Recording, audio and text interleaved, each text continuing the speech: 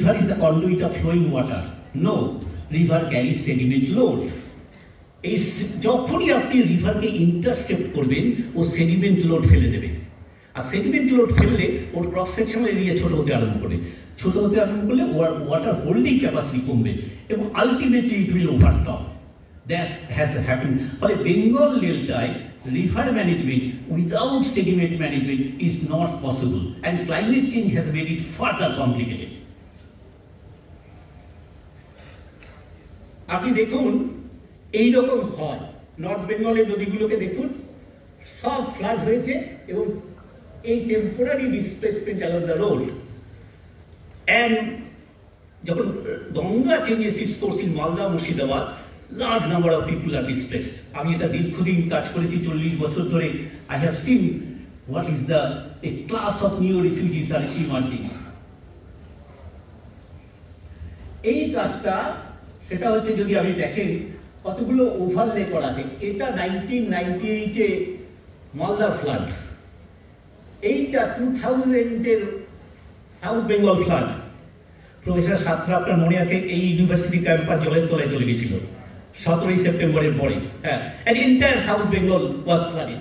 এই সেই ফ্লাডটা, এই ফ্লাডটা হচ্ছে 2015-এর দামোদর ফ্লাড। আর এটা হচ্ছে আমফানে যে সাবমার্জেন্স হয়েছিল দীঘায় ফ্লাড, আর এটা হচ্ছে আয়লা। দুটো টাইপ অফ সাবমার্জেন্স বেঙ্গল ডেল্টায় হয়। একটা হচ্ছে ফ্রেশ ওয়াটার ফ্লাড, যেটা প্রোডাক্টিভ, যেটা সেডিমেন্ট ডিসপারশাল করে এবং ল্যান্ডকে প্রোডাক্টিভ করে। আরেকটা হচ্ছে কোস্টাল সাবমার্জেন্স, যেটা saline water flood, that makes the land totally non productive. Farmers of Bengal learn to live with flood. তারা বলতো ছোট ছোট বন্যা আসুক, চলে যাবে, আমাদের বাম্পার ক্রপ হবে এবং ফার্টিলিটি রিনিউ করে দেয়। কিন্তু এই কোস্টাল জোন ফ্লাডিংটা ইজ ডিজাস্ট্রাস। এটা কিন্তু প্রোডাক্টিভিটি বাড়ায় না, বরং ল্যান্ডকে 3 বছরের জন্য নন প্রোডাক্টিভ করে দেয়। Lower Damodar is a most complicated. DBC 3টে টার্গেট নিয়ে তৈরি হয়েছিল। এক হচ্ছে ফ্লাড কন্ট্রোল, 2 হচ্ছে ইরিগেশন, 3rd হচ্ছে power generation, that to hydro power generation. আমরা সাবসিকুয়েন্টলি রিয়েলাইজ করলাম যে একই রিজার্ভায়ার থেকে ইরিগেশন এবং হাইড্রো পাওয়ার জেনারেশন দুটো একসাথে করা যাবে না। কেন জানেন? যদি হাইড্রো পাওয়ার জেনারেট করতে হয়, আপনাকে কন্টিনিউয়াস টানেলের ভেতর জল দিয়ে যেতে হবে। আর যদি আপনি ইরিগেশন চান, বর্ষার জলটাকে জমিয়ে রেখে আপনাকে শুকনো মরশুমে ছাড়তে হবে।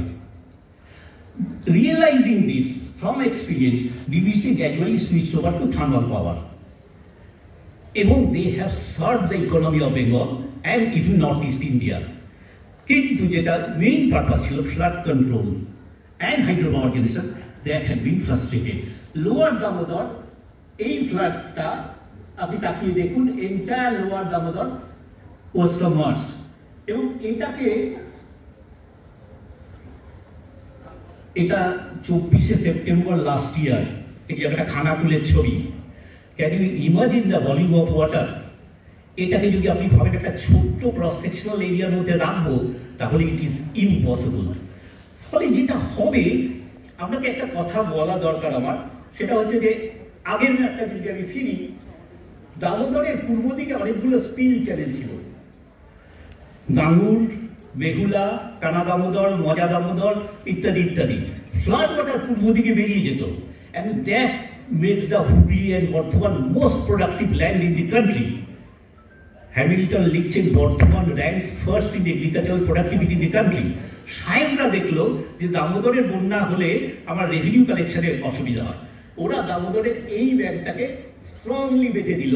কারণ হচ্ছে তাতে জিটি রোডে জল না ঢোকে, পানাগড় আর্মি বেসে জল না ঢোকে এবং রেল লাইন না ডুবে যায়।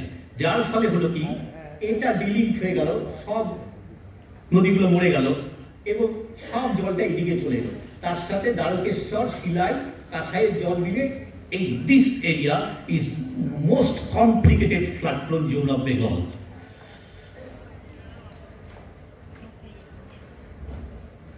এবার যদি আমি সুন্দরবনের দিকে আসি, আমি কিছু কিছু কথা বলেছি, আপনাদের আমি দেখাবো সুন্দরবনের কি ক্রাইসিসটা কি। আমি এই পোর্ট ট্রাস্টের ডেটাটা দেখার চেষ্টা করছিলাম। এটা একদম প্রাইমারি একটা ডেটা।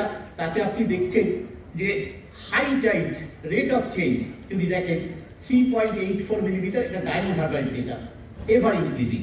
এর দুটো কারণ আছে, এক যেমন সি লেভেল উঠছে, তেমনি নদীর ক্রস সেকশনাল এরিয়াটা ছোট হয়ে গেছে, যার ফলে 3.84 মিলিমিটার এই হারে যদি উঠতে থাকে, আপনি এটা 50 বছরে মাল্টিপ্লাই করলে ইমাজিন করতে পারেন যে হাই টাইড লেভেল কোথায় উঠবে।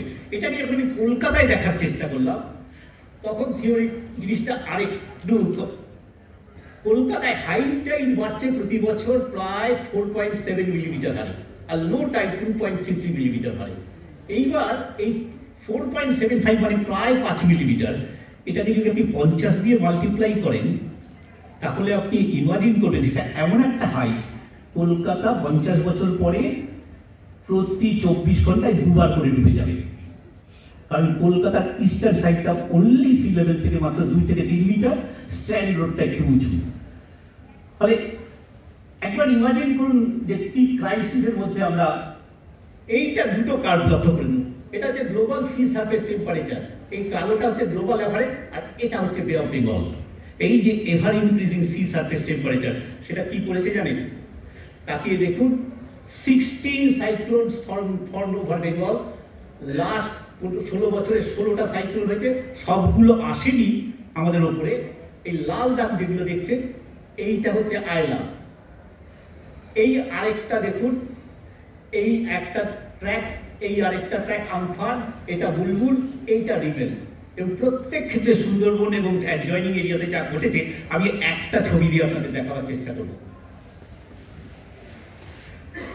এই এমব্যাঙ্কমেন্ট ব্রিজ করে, এনভায়রনমেন্ট ওভারটপ করে, এবং that leads to A crisis.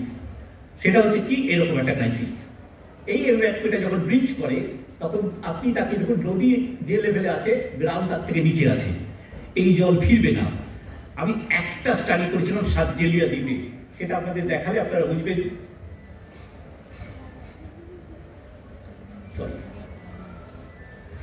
এই যে সাতজেলিয়া দ্বীপটা, এই ছবিটা দেখুন, একটা স্যাটেলাইটে 26 মে 25 মে আয়লা হয়েছিল।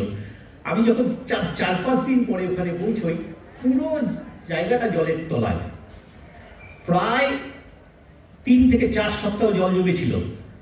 যখন আমি জানুয়ারিতে আরেকটা স্যাটেলাইট ইমেজ পেলাম, তখন তাকিয়ে দেখুন এই সাদাটা কি জানেন? আমি বাচ্চাদের বলছি, মাস্টারমশাইরা সবাই জানেন, ইট লেফট বিহাইন্ড স্যালিডিটি, একটা লবণতার স্তর রেখে গেল।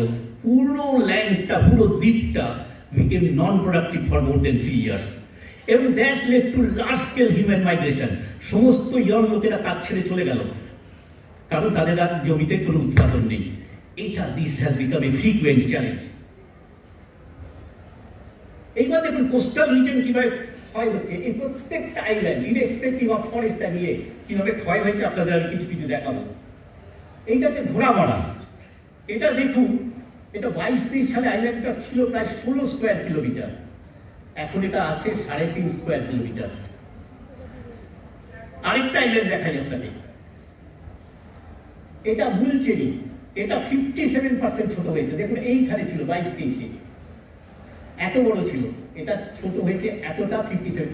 আরেকটা আইল্যান্ড দেখাচ্ছি আপনাকে, এটা হচ্ছে বঙ্গদ্বীপ, 70% লস হয়েছে।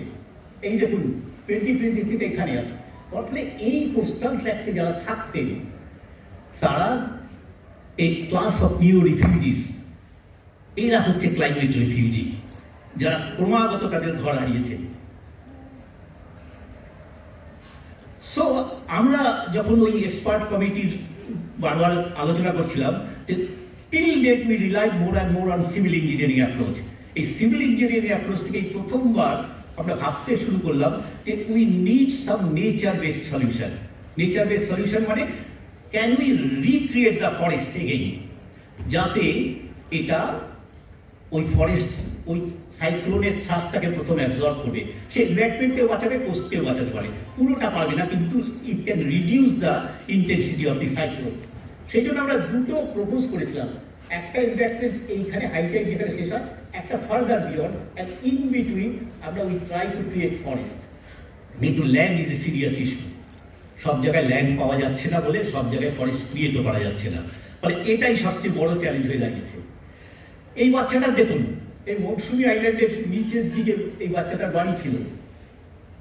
ওকে যদি আমি বলি যে a child born in climate refugee, A CO2 contribute করেনি, CO2 কন্ট্রিবিউট করছে আমার আপনার লাইফস্টাইল থেকে, কিন্তু ও হচ্ছে সবচেয়ে বড় ভিত্তি।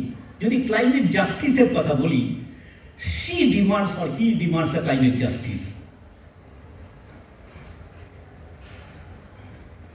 আমরা আমাদের ছোট ছোট করে কিছু কিছু কাজ করার চেষ্টা করছি উইথ দ্য লিমিটেড ক্যাপাসিটি।